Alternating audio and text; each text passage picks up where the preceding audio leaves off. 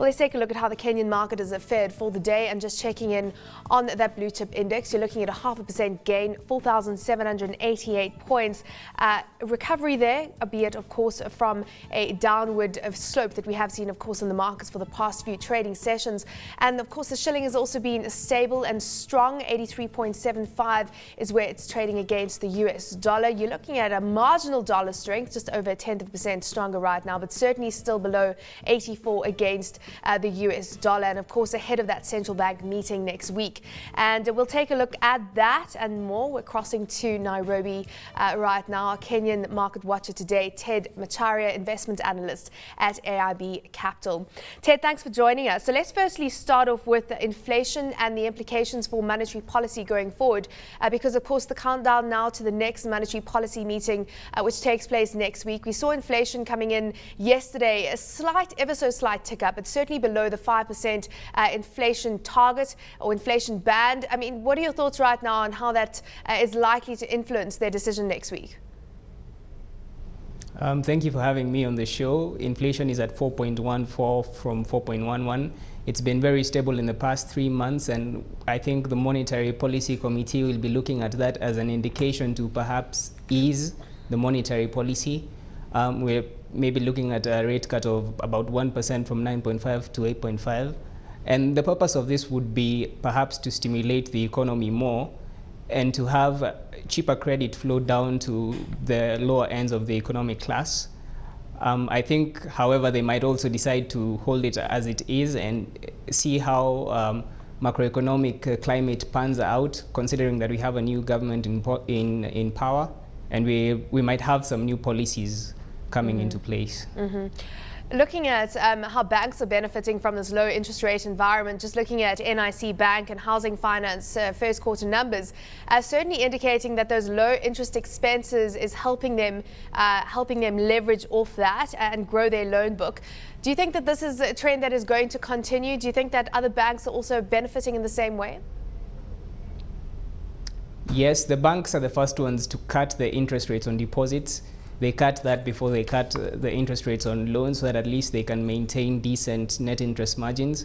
I think perhaps the greater story we are seeing in the quarter earnings is the drop in loans and advances to customers, and also in the customer deposit base. That might be perhaps an element of the economic cycle, but it might also just reflect what has been happening in quarter one, that loan uptake reduced, and that customer deposits also reduced on account of the general elections. So do you see that trend continuing then? Yes, I think all the banks that will be releasing their quarter one earnings will show a similar story. Year-on-year growth, quarter one 2013 compared to quarter one 2012 will show some 30-40% earnings growth, but the quarter-on-quarter story will show perhaps either slower growth or deceleration.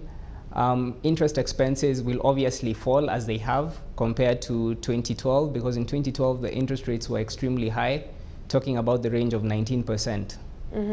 Let's move on to some earnings out today. Crown Paints reporting a 15% increase in full year turnover, coming in at around 4 billion shillings. And overall, you're looking at 12% growth in pre-tax profits. Were you satisfied with the numbers that came through? I mean, in terms of course, also being a manufacturer, they've got those cost push pressures that they have to consider right now. I think they've done relatively well, considering the construction sector grew by about 10% through the year 2012, and the 15% is slightly above that. Obviously, going forward, they're looking at very tight costs, and cost containment will remain a puzzle for them, considering the wage bill has gone up for a start, and electricity costs are also expected to go up.